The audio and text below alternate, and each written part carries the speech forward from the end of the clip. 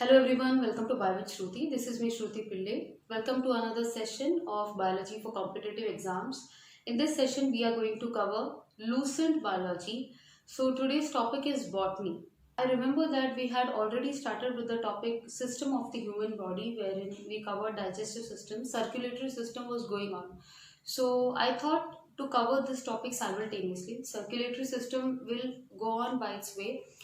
Similarly, simultaneously, I will also cover kingdom plantae. Before beginning with this, what is botany? So, when it comes to biology, there are different branches of biology, zoology, botany, right? When I'm talking about study of trees or study of plants, that comes in botany. Botany is study of plants. Really, the questions like who is the father of zoology, who is the father of biology, these kind of questions are asked. When I'm talking about plants, there are several plants and it is very much important to classify them. Classification is grouping them into different classes which helps us in studies, right? It is very important to classify them. Now, it was in the year 1883 when in the year 1883 Eckler, in the year 1883 there was Eckler who first classified plant kingdom. So who was the person who first classified plant kingdom? It was Eckler, and when in the year 1883. Now if I talk about plant kingdom, entire plant empire, it is further classified into two. Guys, before beginning with plant kingdom, this is a short revision for you. We have already seen R.H. Whittaker's classification. R.H. Whittaker, who classified the living organisms into 5 kingdoms. Remember? Correct? Kingdom Monera, Kingdom Protista, Plantae, Fungi, Animalia. When I'm talking about Kingdom Monera, it belongs to all bacteria. Correct? Prokaryotic kingdom.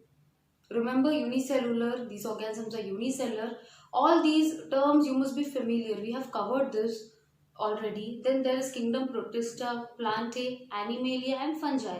So this is kingdom Plantae, where if you take individual kingdoms, there are further classifications. Okay, so kingdom Plantae is further divided into cryptogams and phanerogams. So what are cryptogams? Cryptogams means plant without seed. Okay, you can divide this in this way. There are two groups, lower plants and higher plants. When I'm talking about plant kingdoms, there are two, lower plants and higher plants. Lower plants means chotu motu, chunnu munu, like algae. Cryptogams are those organisms you will not find seeds in them, you will not find flowers in them. There are no true leaves, true root, true stem. There is, how you expect a plant to be, like with a proper stem, leaf, all those parts are absent when it comes to cryptogams. So these are lower level organisms.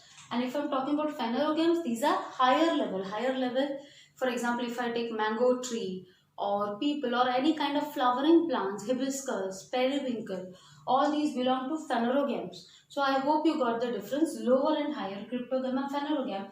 The actual meaning is plant without seed is called as cryptogam, and all the seed bearing plants are called as phanerogams. We all know that seed is a unit of reproduction, correct, which has the ability to further develop new plants. So if seed is not there, how will the generation further survive? So instead of seeds, they have spores. They have spores which function as seeds.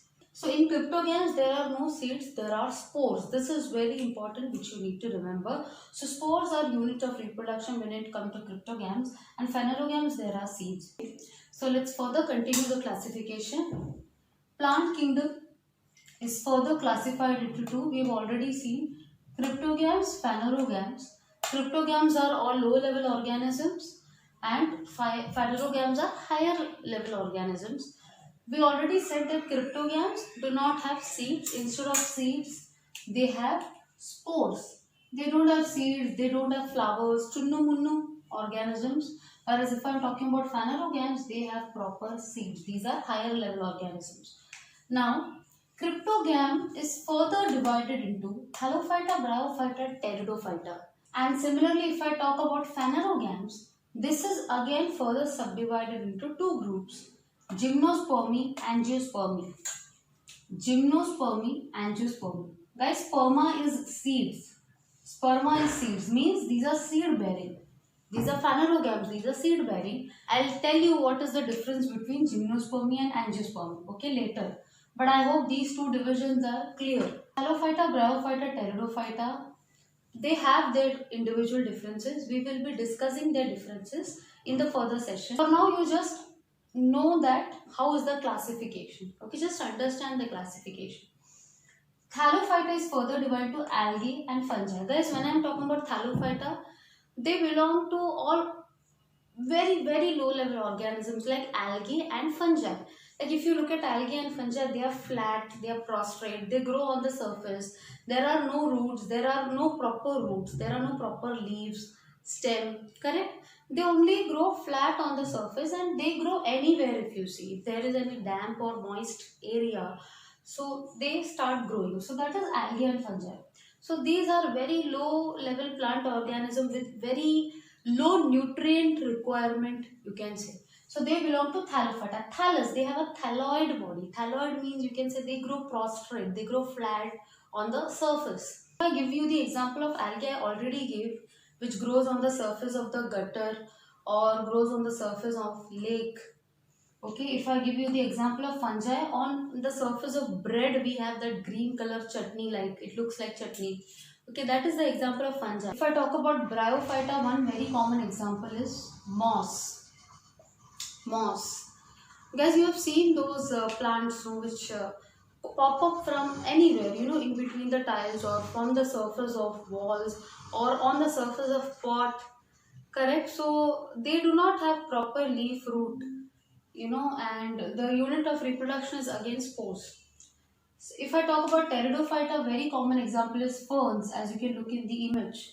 Okay, these you commonly find in moist and shady places. Similarly, Bryophytes also, you find them in moist, damp areas. They are common.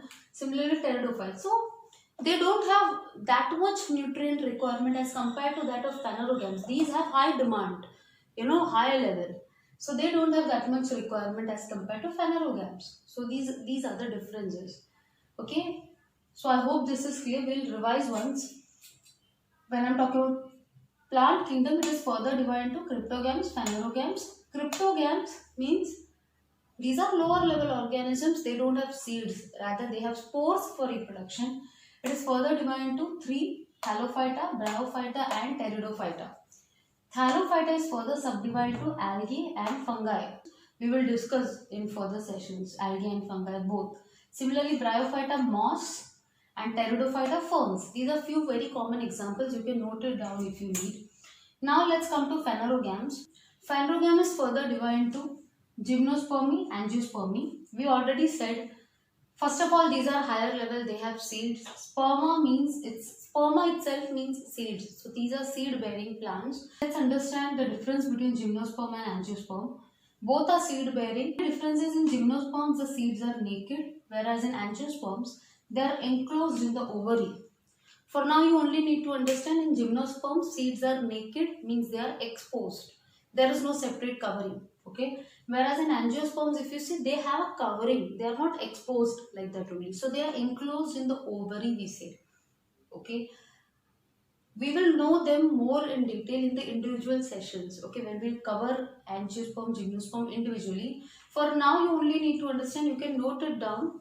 Wherever you are making this table, note it down in the form of keyword. Gymnosperms, the seeds are naked, okay, exposed. Angiosperm, they are enclosed in the ovary. Also know guys, in gymnosperms, if I say the sexual part of the plant, okay, the sexual part of the plant is cone. They have cones, okay. Whereas if I'm talking about angiosperm, there are flowers. For example, mango, hibiscus, they have flower as their sexual part, okay, which helps them in reproduction. But when I'm talking about gymnosperms, they have cycles. They have cone. For example, cycles. You can look at this image. You must have seen this plant somewhere. This is an example of gymnosperm. Also, when you go to cold regions, many of you might belong from, hilly areas and also all those huge pine trees are there.